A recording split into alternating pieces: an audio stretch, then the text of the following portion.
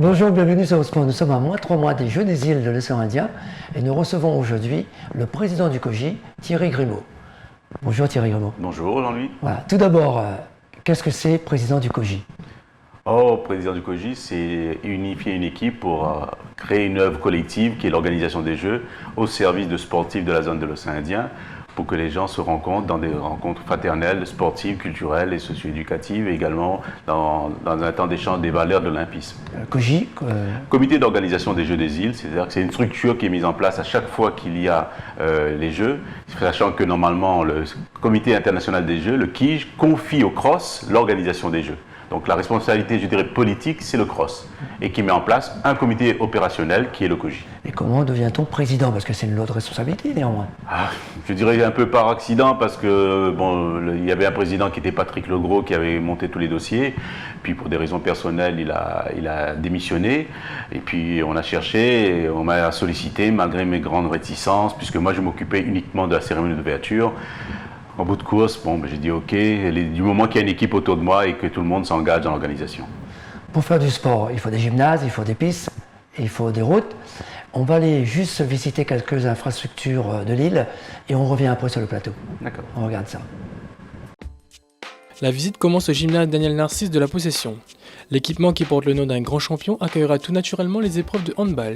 Ici, la région Réunion a investi 70 000 € pour rénover l'intérieur et l'extérieur.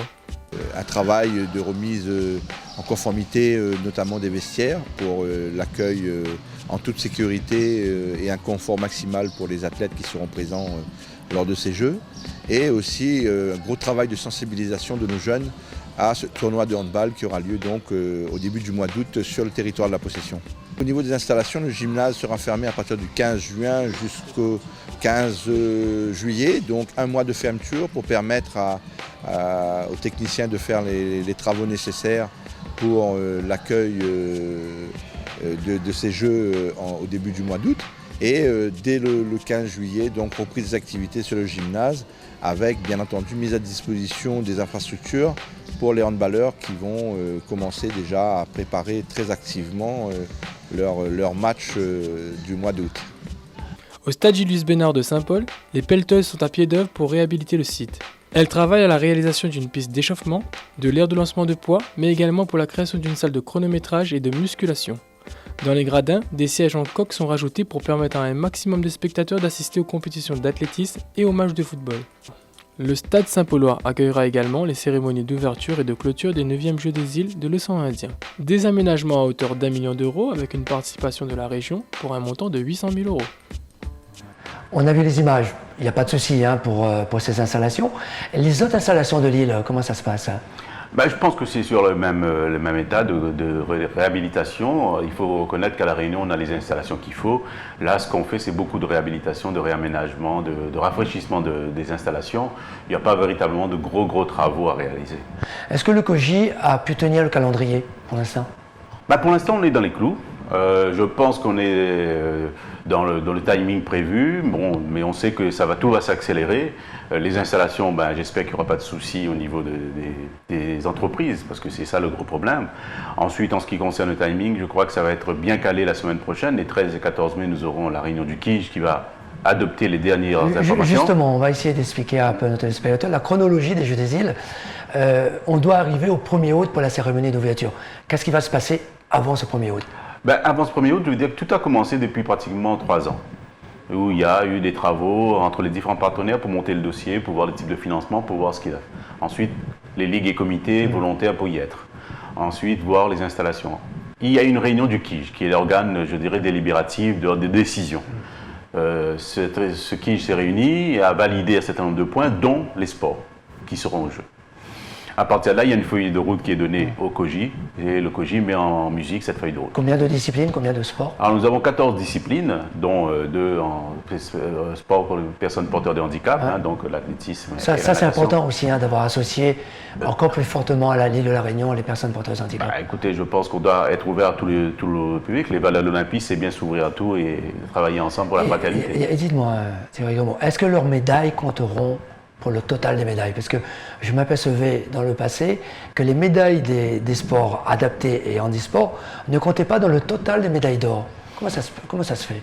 Je dirais que là, tu poses une question qu'il faudra que je me renseigne, Voilà. parce que moi, je ne me suis jamais posé cette question, parce que dans les jeux, j'ai été à différents niveaux, mais je ne savais pas que si ce n'était pas comptabilisé. Voilà. Donc, Mais en tous les cas, alors ça peut-être, devrait- voilà. je dirais peut-être que la comptabilisation pose un peu problème, parce que on vient de voir, c'est que pour être un sport au jeu, il faut au moins 3 îles participantes. Exactement, d'accord. Et pour le sport adapté, c'est 2 îles participantes. D'accord. Donc je dirais que quelque part, on peut placer en difficulté certaines îles. Je pense que ça doit être ça, ce point-là. Voilà, je pense que ça doit être une des raisons. Voilà, mais en tous les cas, ils sont à la même loge que, Voilà, tout à fait. que les sportifs valides. On essaie de les mettre dans les mêmes conditions, au village, qui fassent partie de la grande fête du sport et qui puissent être dans les bonnes conditions pour concourir avec les autres collègues. Justement, vous parlez de village.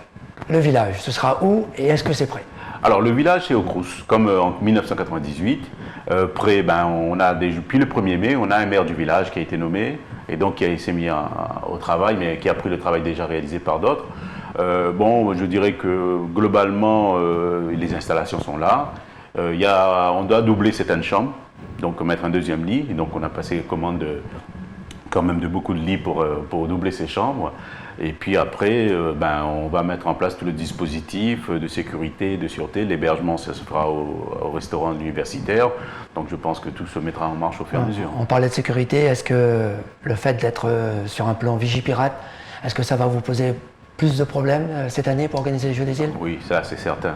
On sent une pression des autorités pour qu'on veille à tout. Et ma crainte, c'est que ça grève aussi le budget, puisque quand on a monté le dossier, ça, c'était pas prévu qu'il y ait un niveau de Vigipirate aussi important.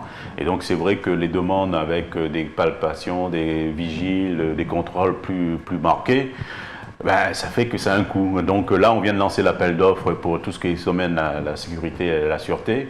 On verra en fonction des réponses comment ça va se faire, mais c'est vrai que ça ne facilite pas en tout cas la tâche, tant de l'accueil des athlètes des îles environnantes que localement pour la gestion des cérémonies. Si on peut annoncer un seul chiffre, combien ça coûte globalement les Jeux des îles? Les Jeux coûtent globalement 4,6 millions.